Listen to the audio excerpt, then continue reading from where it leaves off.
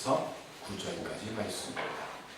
요한복음 5장 1절에서 9절.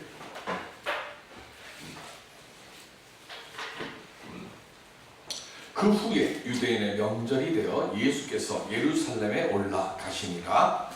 예루살렘에 있는 양문 곁에 우리말로 베데스다라는 곳이 있는데 거기 해가 5시 있고 그 안에 많은 병자, 맹인, 다리 저는 사람, 혈기 많은 사람들이 누워 물의 움직임을 기다리니 비는 천사가 가끔 곳에 내려와 물을 움직이게 하는데 움직인 후에 먼저 들어가는 자는 어떤 병에 걸렸는지 낫게 됩니다. 거기 38해 된 병자가 있더라. 예수께서 그 누운 것을 보시고 병이 벌써 오래된 줄 아시고 이르시되 내가 낫고자 하느냐. 병자가 대답하되 주여 물이 움직일 때에 나를 못에 넣어주는 사람이 없어 내가 가는 동안에 다른 사람이 먼저 내려가나이다.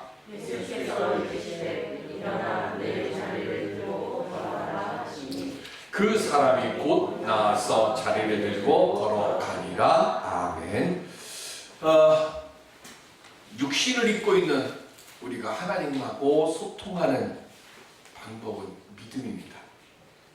우리는 믿음을 통해서 하나님의 존재를 알 수 있고 믿음이 우리를 하나님께로 인도합니다. 그럼 이 믿음은 어디서 나오는가 하는 거죠. 믿음은 마음과 뜻이 합해져서 생기는 것이 믿음입니다. 카인과 아벨이 똑같이 하나님께 제사를 드렸습니다. 그런데 하나님은 아벨의 제물만 받으셨습니다. 왜 그랬는가 하면 우리가 성경을 오늘 찾진 않지만 히브리서 11장 4절에 보면 믿음의 문제 때문에 하나님께서 아벨의 제물은 받지 않으셨다라고 말씀합니다.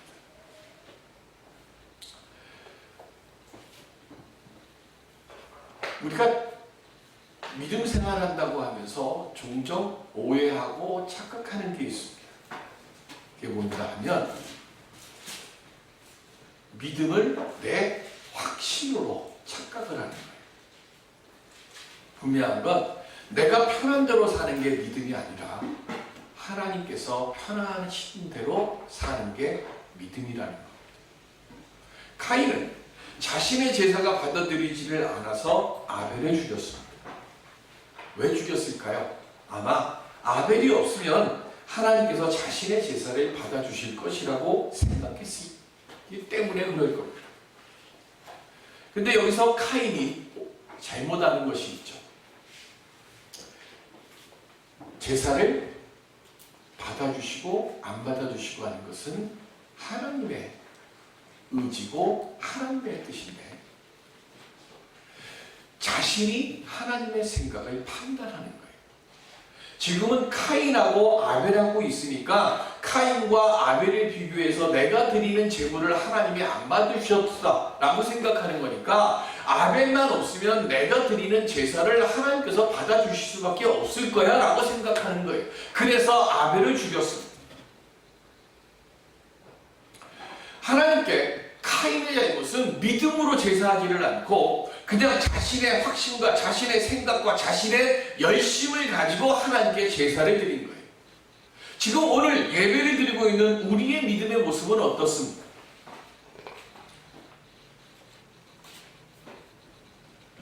예배를 받으시는 분은 하나님이신데 혹시 우리 예배를 하나님이 받으시기에 합당한 믿음과 그리고 마음가짐을 가지고 있지 않은 채 오늘 우리가 이 자리에 있지는 않은가 우리는 돌이켜보아야 할 줄로 생각합니다.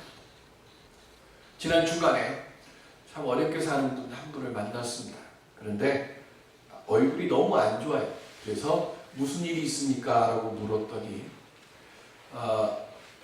너무 삶이 어려워가지고 가정도 다 깨지고 그래서 자기 혼자 밖에 못 지내니까 노모를 거동이 불편하신 노모를 자기가 모실 수가 없어서 요양원에 모시는데 경비가 조금이라도 저렴하게 하려고 저 아래 지방에다가 어머니를 모셨는데 없는 시간 만들고 없는 돈 만들어서 어머니 만나 뵈려고 어버이날이라고 해서 그 전날 어머니께 찾아가 봤는데 어머니를 못 만나게 하더라는 거예요. 코로나 때문에 안 된다고. 그러면서 5월 16일 이후에나 와야 만날 수 있으니까 돌아가시라고 이야기를 하는 거예요. 어머니는 거동을 못 하시니까 얼굴이 문 밖에서라도 그 어머니 얼굴이라도 뵙고 가고 싶은데 어머니가 거기까지 나오실 수가 없어서, 그러니까 자기가 얼굴을 뵈려면 그 안에 들어가야 되는데 안으로 들어가면 절대로 안 된다고 그러고, 그래서 지금 너무 힘들게 너무 어렵게 시간 내고 물질 내서 지금 찾아가 뵀는데 뵙지 못하고 돌아오고 나니까 그 마음이 너무 아프다는 거예요. 저는 그렇게라도 찾아가 뵐 부모님이 이 세상에 안 계시니까 뵙고 싶어도 못 뵙지만 우리 육신의 부모님들이 이 세상에 계실 때 이 어버이날이 오면, 어버이 주일이 오면 좀 살아계셨으면 하는 안타까움을 조금이라도 줄이시려면 어머니, 아버님 살아계실 때 그래도 조금이라도 더 우리의 마음을 그렇게 돌릴 수 있는 오늘 우리들이 되어져야 할 줄로 믿습니다. 잠언 4장 23절에 보면 시작. 모든 지킬 만한 것 중에 더욱 내 마음을 지키라. 생명의 근원이 이에서 남이니라. 아멘. 오늘 우리가 드리는 이 예배가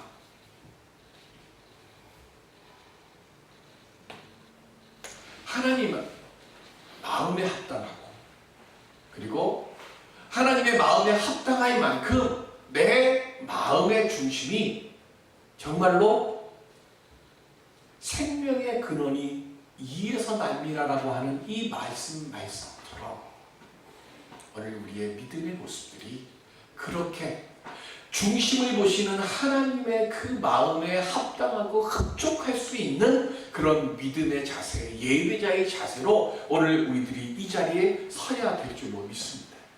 나이가 들어갈수록, 세상을 살아갈수록 세상을 의지하는 것이 점점점 더 커져가요.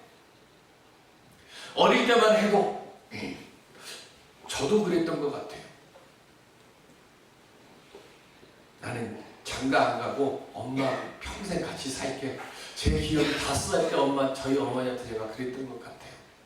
그때만 해도 저희 어머니가 세상에서 가장 귀하고 가장 예쁘고 가장 사랑받으시기에 합당한 분이라 생각했는데 나이 들어가고 철 들어가면서 내 마음속에서 차지하는 그 자리들이 점점 줄어들어가더라고요.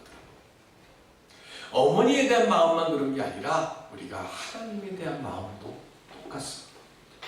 어머니에게 용돈을 드리고 어머니를 찾아가 뵙는 것처럼 오늘 우리가 하나님 앞에 나와서 예배 시간에 나와 예배를 드리고 헌금을 하고 그리고 내가 참여를 하더라도 우리의 마음의 중심이 습관적이 되고 형식적이 되어져 가고 있지는 않은지, 어머니에게 안부전화를 드리는, 아버님에게 안부전화를 드리는 그 마음처럼 오늘 우리는 예배의 자리에 그렇게 하고 있지는 않습니다.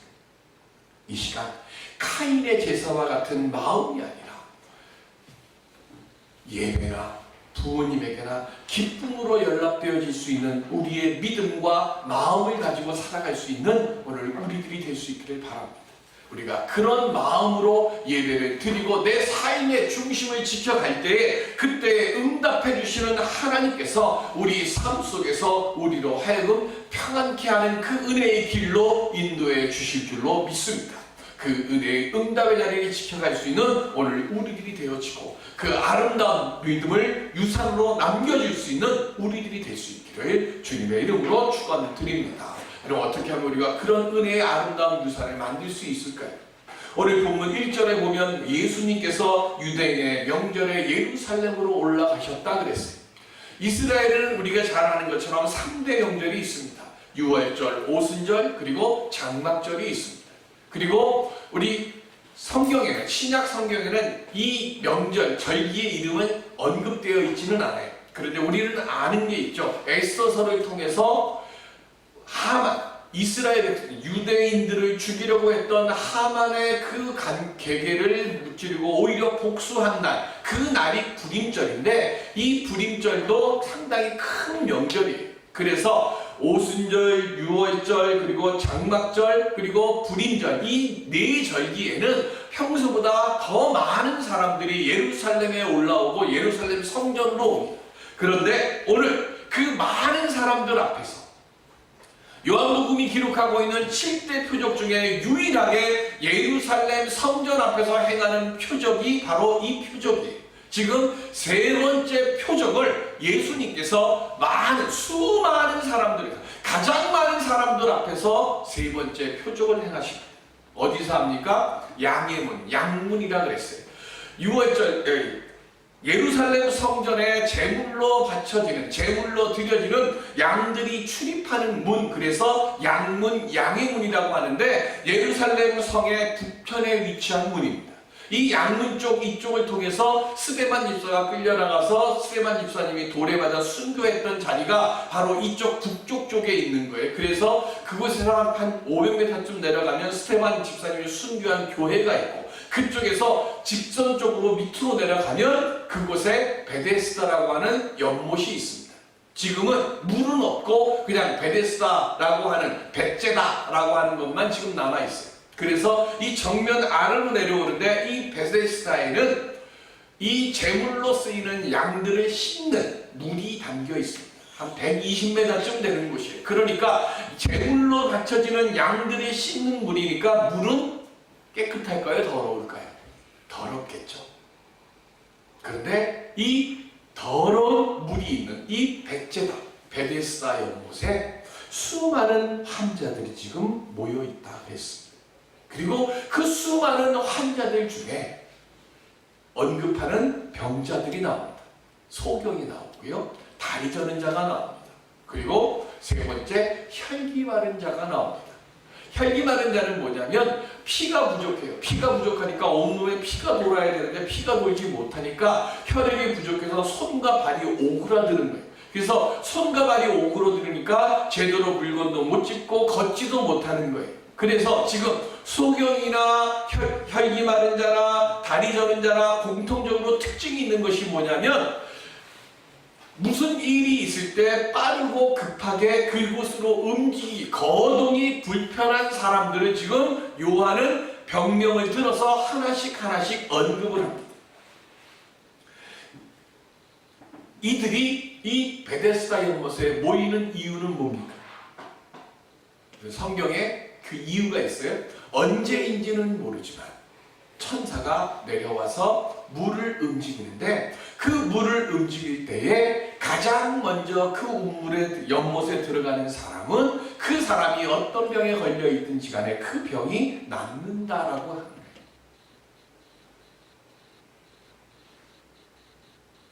삶이 힘들고 어려워지면 기적을 바라는 사람들이 많아집니다. 제가 작년에 신문에서 봤는데, 로또 발행한 이후 최고액을 경신했다라고 하는 뉴스, 그 신문의 기사를 제가 봤어요. 힘들고 어려우면 복권 판매가 늘어난답니다. 어느 목사님이 교인들이 로또 복권을 사니까 물었어요. 기독교 신문에 나온 내용입니다. 뭐 복권을 왜 사요? 그랬더니 그분이 목사님에게 하는 얘기가, 이거라도 안 사면 내가 견딜 수 없을 것 같아서 이거라도 삽니다 라고 이야기를 하더라는 거예요. 아무리 애를 써도 내 삶의 자리가 바뀌지 않을 거라는 걸 내가 아니까, 그래도 일주일에 한 번 복권 사고 나서 이거 1등 당첨되면 내가 뭐 해야지, 모두 사고 그 시간, 그래서 토요일날 저녁 그 복권 하는 시간이 언제인지 모르지만 그 시간대까지만 해도 뭐 하는가 하면 소망을 끄는 거예요. 그리고는 일요일 날 토요일 그때부터 일요일 날 때까지 낙심했다가 월요일 날 또 복권 사는 그 재미예요. 그래서 그 소망으로 살아간다는 거예요. 근데 그 말을 하는데 그 목사님이 그 사람에게 말을 할 수가 없더라는 거예요. 이 희망이라도 있어야 내가 살 것 같아요, 목사님이라고 얘기하는데. 아니, 이런 희망도 있고 이런 소망도 있다라고 이야기를 해줘야 되는데 제시할 게 없더라는 거죠. 지금 베데스다 연못에 모여있는 사람들은 분명히 우리는 일주일에 몇 명이 당첨되는지 모르지만 일주일에 1등에 당첨되는 사람들이 있다는 건 우리 알잖아요. 제 주변에 당첨되고 나서 당첨됐어요라고 얘기를 안 해주니까 제가 몰라서 그런지 모르지만 어쨌든 제 주변 반경에 복권 당첨됐다고 얘기한 사람은 제가 하나도 못 봤으니까. 그럼에도 불구하고 복권 당첨됐다는 사람들은 분명히 있으니까. 베데스다 연못에 모여있는 사람들도 마찬가지 복권 당첨되는 것 같은 희망과 기대를 가지고 지금 베데스다 연못에 지금 모여있는 거예요. 베데스다 뜻이 뭐죠? 긍휼의 집, 자비의 집이에요. 언젠가 일어날 그 기대, 그 희망이 뭐예요? 내게는 긍휼이 되고 내게는 자비가 되는데 막상 긍휼의 집, 그 자비의 집에 모여있는 그 사람들, 그 현장 속에서는요, 이건 가장 자비가 없는 자리가 바로 이 베데스다 아닙니까? 오직 언제 일어날지 모르는 기적의 순간만 바라보면서 그 기적의 순간이 오면 다른 모든 사람 다 제치고 나만 먼저 들어가야만 하는 절대 생존 기적 경쟁의 집, 그게 바로 지금 베데스다예요. 그런데 그 베데스다에 절대 기적 생존 경쟁의 집인 그곳에 오늘 성경에 보면 아까 언급했던 수많은 환자들, 소경도 아니고 절룩발이도 아니고 혈액이 없어서 혈기가 많은 자도 아닌 38년 된 환자 해가지고 언급이 되어 있어요. 병명이 있습니까? 없습니다. 그냥 38년 된 환자 이렇게 되어 있어요. 왜 38년이라고 하는 말을 왜 써놨을까요? 신명기 2장 14절. 시작. 가데스 바네아에서 떠나 세렛 시내를 건너기까지 38년 동안이라. 이때에는 그 시대의 모든 군인들이 여호와께서 그들에게 맹세하신 대로 진영 중에서 다 멸망하였나니. 아멘. 출애굽한 이스라엘 백성들이 가데스 바네아에서 다 엎드려져서 죽었어요. 하나님께서 가나안 땅을 정탐하고 돌아온 뒤에 40년 동안 너희들이 방황할 것이다 라고 했는데 실제 기간은 얼마라고요? 38년이에요. 지금 38년 된 환자라고 하는 이 이야기는 무슨 얘기인가 하면 이스라엘 백성들의 지금 절망하고 낙심한 그 모습, 그 상황이 지금 38년 동안 기적을 바라보면서 베데스다 연못가에서 누워있는 이 환자의 모습과 똑같다는 것을 말씀하는 거예요. 예루살렘 성전이 함락된 이후 수백 년 동안 독립국가를 이루지 못한 채 여러 강대국들에 의해서 돌아가면서 식민지 생활을 당하고 있습니다. 바벨론 포로 생활 때 자신들이 믿음이 없기 때문에, 자신들이 하나님의 말씀을 지키지 않았기 때문에 멸망했다고 하는 사실을 깨달아요. 그래서 그 포로지에서부터 새로운 신앙 각성 운동이 일어나고 성전을 사모하는 수많은 노래들이 만들어져요. 우리가 시편을 보면 1권, 2권, 3권, 4권, 5권으로 나뉘어집니다. 그런데 5권이 시편 107편부터예요. 그런데 이 107편부터 150편까지는 성전을 올라가는 노래가 주를 이루어요. 제가 여러 번 말씀드렸어요. 리버스 오브 바빌론, 바빌론 강가에 앉아 하는 보니엘의 노래가 나오는 시편 137편도 바로 이 성전을 사모하는 심령으로 드렸던 노래들이에요. 저 포로지에서 모든 희망과 모든 존재의 근거가 다 무너져서 나는 이제 설 수 없고 나는 이제 살 희망도 없다. 그것까지 다 깨졌다고 생각했던 그 순간 그곳에서부터 다시금 하나님을 향한 새로운 말씀 운동, 순수한 말씀 신앙 운동과 성전을 회복하자고 하는 성전 회복 운동이 모든 것을 잃어버린 그곳에서부터 시작을 해요. 그래서 그곳에서부터 처음에는 아벨의 제사와 같은 순수한 마음으로 하나님 앞에 가까이 나아가는 그 믿음의 운동이 일어났고, 그 믿음의 운동으로 만들어진 것이 뭐예요? 그게 유대교예요. 그런데 이 유대교가, 저 바벨론 땅에서 시작된 유대교가 시간이 지나면서 수없이 많은 선지자들이 오고 수없이 많은 일들을 내가 하나님께 기도로 믿음으로 보답했지만 여전히 수백 년이 지나는 동안 자신들이 소망했던 일들이 일어나질 않으니까 모든 꿈과 소망이 다 깨졌어요. 그럼에도 불구하고 로또 복권을 기다리는 것처럼 오늘 베데스다 연못의 움직임을 기다리는 이 38년 된 환자처럼 메시아가 오시겠지라고 하는 막연한 기대감을 가지고 있으면서 그 틈을 이용해서 수많은 이스라엘의 종교 지도자들이 카인의 예배로 사람들의 마음을 흔들어 놓은 거예요. 그 자리에 지금 예수님께서 오신 거예요. 그리고 그곳에서 세 번째 표적을 행하십니다. 38년 된 환자에게 예수님께서 무엇을 물으십니까? 네가 낫고자 하느냐? 수없이 많은 소망과 좌절 반복합니다. 거짓 선지자, 거짓 메시아들이 오고 갔습니다. 이제는 뭘 해도 나 기대할 게 없어 라고 하면서 기대하지도 않는 상황에 처했어요. 지금 그런 상황 속에 네가 있는데 그래도 너 낫고 싶은 마음 있어? 라고 지금 묻는 거예요. 너 낫고 싶은 마음 있어? 묻는 이 믿음, 이 질문 속에 너 아직도 낫고자 하는 믿음이 지금 혹시 있어? 라고 지금 예수님이 물으시는 거예요.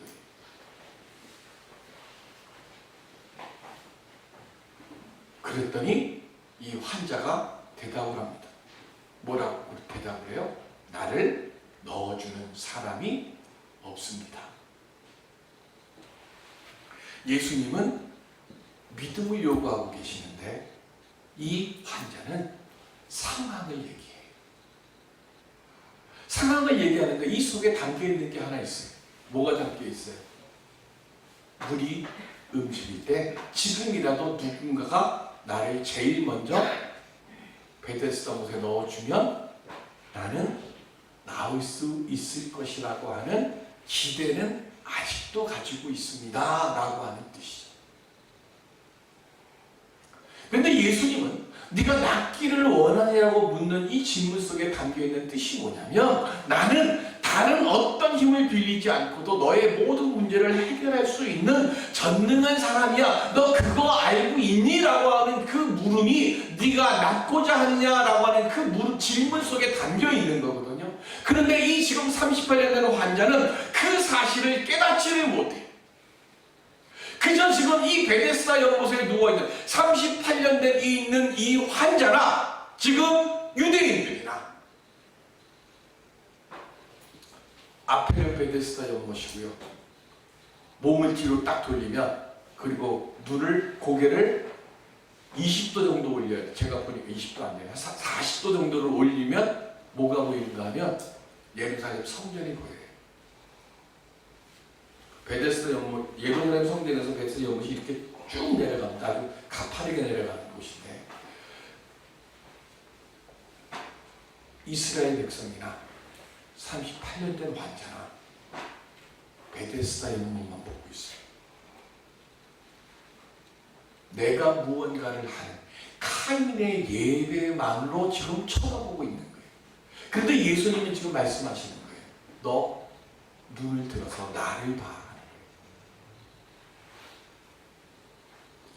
무언가를 통해서 얻어지는 기적을 보지 말고 기적을 만들어 줄 수 있는 하나님, 기적을 만들어 줄 나를 봐라고 지금 예수님이 말씀하시는 거예요.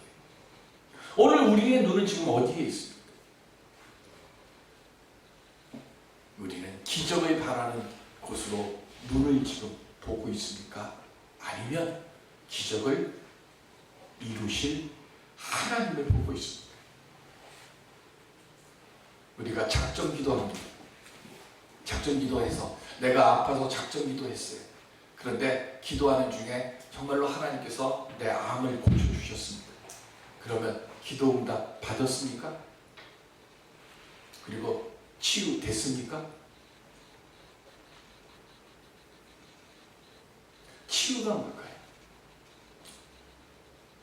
우리의 치유는요,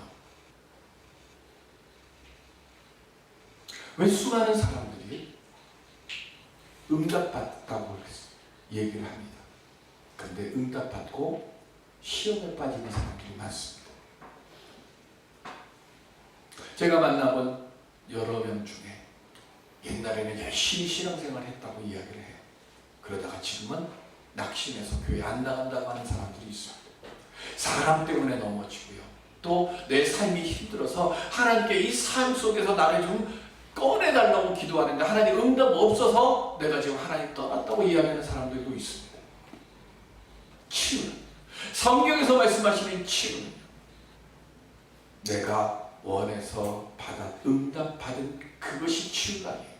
성경에서 말하는 치유는 내가 마지막 순간에 하나님 앞에 섰을 때, 그때 착하고 충성된 종아, 네가 내 수고의 짐을 기쁨으로 감당했으니 어서 이리 와서 나와 함께 먹고 마시자 하면서 하나님의 그 초대된 식탁에 내가 서게 될 때, 그때 우리는 온전한 치유가 이루어지는 것이고, 그때 비로소 우리는 온전한 기도의 응답이 이루어지는 줄로 믿습니다. 내가 이 삶 속에서 성공하고 내가 이 삶 속에서 무언가 고침받고 그게 치유고 그게 응답이 아니라는 거예요. 우리의 응답, 우리의 치유는 내가 마지막 순간에 하나님 나라에 들어가는 그 순간까지 우리의 믿음의 걸음을 멈추지 않는 것, 이게 온전한 치유예요. 그래서 예수님께서 지금 이 환자에게 뭐라고 그러셨어요? 일어나 걸어가라 라고 지금 8절에 말씀하시는 거예요. 여기 걸어가다라고 하는 이 말은 헬라어로 페리파데이라고 하는 뜻인데, 이 말씀의 뜻이 뭐냐면 멈추지 말고 계속해서 걸어가라 하는 뜻이에요. 내가 기도 제목이 있어요. 그래서 기도 제목을 붙잡고 기도합니다. 기도 응답될 때까지 우리 멈추지 않고 기도하잖아요. 그런데 기도 응답되고 나면 그다음 기도 멈춰버려요. 그러면 그건 걸어가는 게 아니에요. 지금 예수님께서 이 38년 되는 환자에게 지금 뭐 하라고 그래요? 멈추지 말고 계속해서 걸어가라라고 오늘도 우리에게, 환자에게 말씀하시는 게 아니라 우리에게 말씀하시는 거예요. 우리가 멈추지 않고 걸어가야 되는 그 멈추지 않고 걸어가는 그 자리가 어디까지? 내가 걸을 수 없는 상황에 있을 때까지 걸어가는 거예요. 하나님 앞에 가서 하나님 앞에 내가 인정받고 하나님 나라에 들어가는 그 순간까지 우리는 치유를 하나님께 기도해야 되고 우리는 응답을 하나님께 소망해야 돼요. 그런데 우리는 자꾸 뭐 하는 거예요? 인간의 육신에 닫혀있는 이것을 통해서 스스로 믿음의 걸음을 멈춰요. 주님은 우리에게 말씀하십니다.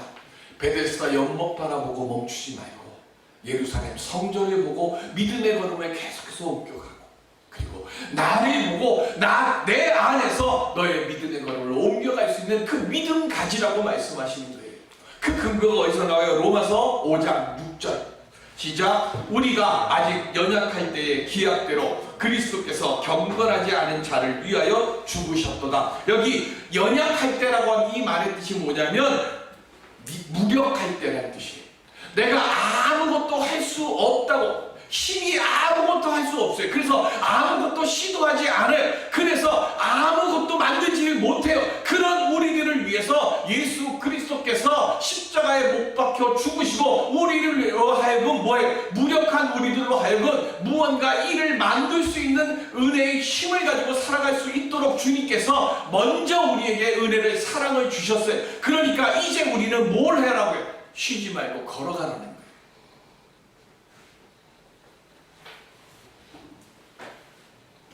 광야를 넘어서